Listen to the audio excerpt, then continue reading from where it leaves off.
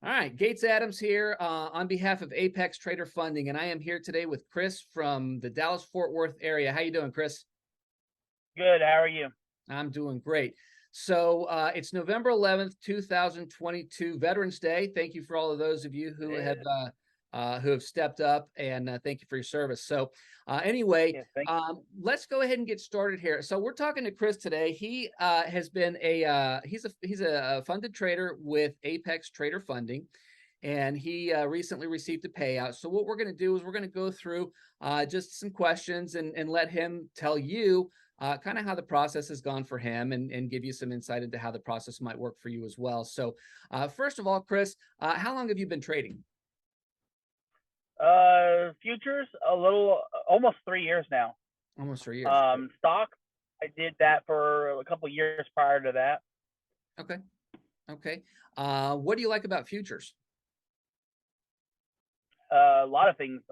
Markets 24 hours a day. Well, 23 hours a day. There's no regulation as far as with stocks you have pattern day trading rule regulations. You don't have that in futures, and there's a lot of the small guy can get into futures and learn it. So basically, yeah, those are the things I like about futures. Excellent. Excellent. So what kind of instruments do you typically trade these days? NQ and ES, Okay. So the index funds. Nasdaq, yeah, Nasdaq and S&P. Perfect. Perfect. Do you typically do one main strategy or do you have multiple strategies that you use? I actually do simplicity and low risk entry (LRE) strategy through Apex Investing Toolkit. Awesome. That's actually where I started. That's where I started learning to trade was through Apex Investing. And yeah, so I've been doing that like I said, close to 3 years now. January 19th will be my 3 year mark with this. 3 year mark with futures. That's awesome. That's awesome. Yes, yes, I love it. So let me ask you, you've now gotten your payout. Was this your first payout that you got with Apex Trader Funding? Yeah, first payout. Okay, okay, excellent. Have you worked with any other funding companies before?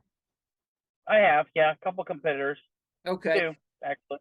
So just in a quick nutshell, what keeps you at Apex without having to mention any names or anything like that, but what keeps you at Apex versus some of the other guys that you've worked with? Well, the rules are straightforward. They're simple. Two rules. You know, don't well now it's one rule. You just don't hit the drawdown. It used to be you don't hit the drawdown and you don't keep a trade open overnight, but they automatically close their trades overnight now. That So just was a one great. rule now. There's no one of the competing companies I attempted to get a funded account with had a daily drawdown, Mhm. and you'd hit that pretty quickly, and you'd be out. You'd fail your evaluation because you hit a daily drawdown. Right, We don't, Apex doesn't have that, and uh, you know, I like the idea that I can have multiple accounts. That's right. kind of, some of these competitors, the one company has daily drawdown, you're only allowed one account. I like the fact because I use a trade copier Mhm. from apexinvesting.com. So I use their trade copier and I can trade, up to 20 accounts with Apex. I love it. Now, just focusing on this last month, how many accounts were you trading? Right now I've got four. 4 accounts. Awesome. Yes, Uh, I haven't gotten up to the 20 part yet. I'm getting there. I'm gonna make my way there. Just so takes time. what for you is the benefit of adding those extra accounts? Spreading the risk out, honestly. Being able to take smaller, it's easier to, for example, it's easier to hit a $50, win for the day and spread that across many accounts than it is to hit a $500 win for the day and spread that across many accounts. Right. And you get a bigger payout. You take the smaller risk, and just logically, that's a lot easier to do. Sure. Less likely to hit those drawdowns when you're trading Oh, one contract. absolutely. Yeah, on Oh each yeah, one versus absolutely. capping them out on the other ones. Yeah, I mean you take a $100 loss across 10 accounts rather than taking a $1,000 loss across a $1,000 loss across one account. I mean that's a $1,000 drawdown that is sometimes harder to come back from. Exactly. Okay. Well, that's great. So obviously, if you've been trading for 3 years, you've done some trading through your own funds. Yeah, Um, absolutely. and so, what's the biggest difference for you trading in a performance account versus trading your own hard-earned cash? The biggest difference is I went from trading micros with my own because I don't want to take that risk to Mhm. being able to do the minis, the e-minis, because I have got that leverage and I've got a little bit more of a buffer to actually work with. Right. So just for scaling Sizing, purposes, bigger yeah, trades, bigger selling, contracts. yeah, absolutely, absolutely. Right. And I don't mind the profit sharing aspect. I mean, I don't have to really risk my own money. Right. I'm risking somebody else's, which is fine with me. Have you ever run into psychological challenges with your trading? Absolutely. If you don't, I don't think you're a trader. Yeah, Honestly, I don't know anybody who hasn't personally. it, yeah, I have actually. I have blown many evaluations. I've blown many PAs getting to the point where I'm at now. Um, it's just a patience game. Yeah, to be honest, it's a patience game. It's a huge risk management game. You got to know how to manage your risk. It doesn't matter, you know, if you have rules that say, "Hey, stop at $100 loss for the day," stop. You're gonna blow your accounts if you don't. You'll revenge trade. That's Yep. the biggest thing is the revenge trading. So my thing is create the rules, stick to them, and over time your equity curve will go up. I mean, if you're taking, for example, you have my rules right now. I do still trade micros, um, but my rules right now is $75 a day max loss, $150 profit goal. If I hit that max loss, I walk away.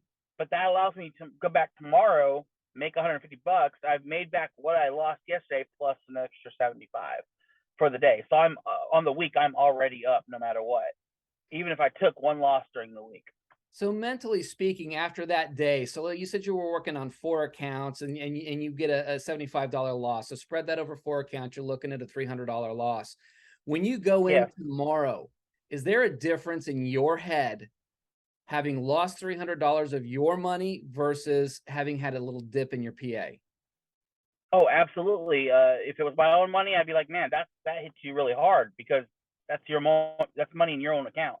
Yep. In a funded account, even though you should treat it like it's your own money, it does feel a lot different because it's really just it's not tech. I mean, it is your money. You are still trading it. It's your funded account, but the loss difference is not as it doesn't hit you as hard.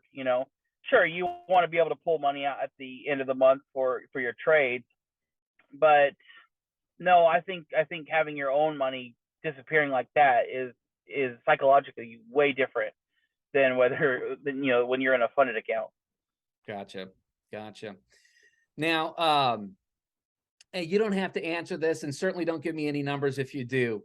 But I got to ask: have you ever blown a trading account, like a cash Personal account? or Personal. yes, Okay. absolutely. I've blown my own personal account many times. Right. Um, in fact, I don't trade a personal account right now. I stopped trading the last time I put 2 grand in a personal account. I thought I was good to go. I was doing good on my that's the other thing. I was trading my personal account alongside my funded account, and I thought, hey, I'm doing great. Well, losses when you take losses on this funded account, you're not really thinking about it, and so I ended up blowing a $2,000 personal account because I had the leverage to and the drawdown on a funded account, but I didn't have it on a personal account.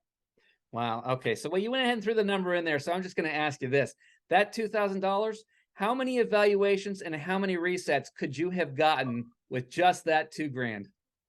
Oh, plenty, honestly, plenty. I mean, what resets are what $80? So at least a little 20 over plus? 20 easily. Yeah.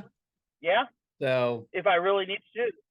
That's the other advantage. Like when you're in the evaluation process, absolutely. If you need to reset, you can reset. You're not losing the real money there, so you can go right back to that and go back through the process over and over. there you go. Can't do that with your live account. You can't do that with your own money, not Once unless you're rich and you got enough to keep throwing 2 grand in it. I think So, people usually will put in there what they're comfortable stomaching, and once that's done, it's done. At least that first go round, and I think that that's where a lot of people just don't continue. And one of the big so benefits that I see is being able to have the opportunity to, instead of invest that money and potentially mhm. lose it, because I think every trader has blown an account Oh, at least once, if not multiple times. oh, And absolutely. the idea that, for 80 bucks you can reset an evaluation for up to, maximum of a, couple few $100, you can just start a new evaluation, start fresh with, 25, 50, 100, 300 up to $300,000 account. um Yeah. that makes a huge difference. So looking back, when you look at resetting an account, resetting an evaluation, or people blow PAs all the time, how Mhm. many times can you stomach doing that compared to blowing a cash account? I think you could probably stomach that a lot more because you're not physically putting that cash up front. Right, You know, if you're putting 2 grand every time you blow an account into your own account, like I said, you better have a lot of money to be able to do that, right. because that's real cash that's going out the window. Whereas it's a lot cheaper to spend $80 to reset an account. You will eventually get to the point where you want to be. You will eventually get to being consistent, but it's a lot easier to be able to reset that account to get to that point rather than losing $2,000 every single time you blow an account. So yeah, psychologically, it's so much better to go that route than it is to fund your own personal account. Now, don't get me wrong, funding your own personal account, it's good to have because you have that feeling that you actually have your own thing going on. But personally, I don't think I'll go back to funding my own personal account. Honestly, I don't mind the profit sharing. Honestly, that doesn't bother me. It's ridiculously low compared to a lot of the competitors out there as well. But I personally I like the idea of having that security net, and being able to restart if I need to restart without having to risk all my own money. Well, if at 80 bucks a pop instead of 2 grand a pop, that money will allow you to trade a lot longer. And Oh, absolutely. trading longer means more experience. More experience means, Yep. practice. I don't know if practice makes perfect, What do but they say? practice makes Practice you makes better. perfect. Yep. There you Yep. go. Absolutely. It's That's a trading. saying that I've always been taught. Right. It's trading. Nobody's perfect, but Oh, more absolutely not. practice, more consistency. Yep. Yep. So You learn from your mistakes. You learn how to. You learn, what you need to do as far as managing your own risk and everything. Yeah, absolutely. awesome. Awesome. If you had a piece of advice that you could give to anybody that's looking at setting up an evaluation, what advice would you give them at this point? Um, I would definitely say if you're new to trading, um, get into a trading like a teaching course or something that teaches you. My personal experiences with Apex Investing. I mean, their course is great. You can actually go through their whole everything, unlimited access and everything for $1. First 30 days free. Right. The next 30 days, if you still need more time, $1. I don't know of any other place, and that's what that's actually what attracted me when I went from switching to stocks to futures, because I wanted to be able to make money and get away from that PDT rule, and that's I was introduced to futures by a guy that I was learning to trade stocks from, and I was like, man, how do I get away from this PDT rule without having a $25,000 account? Right. He's like, futures. Then I checked into futures and I found Apex Investing, and yeah, man, I started learning without having to put anything up front, no money, nothing up front, and I just stuck with it. Obviously the mentors over there, great program, absolutely great program. I'd recommend that every day to anybody wanting to learn. And also, if you're doing an evaluation, slow and steady. Hmm. You don't have to complete that evaluation in 10 days.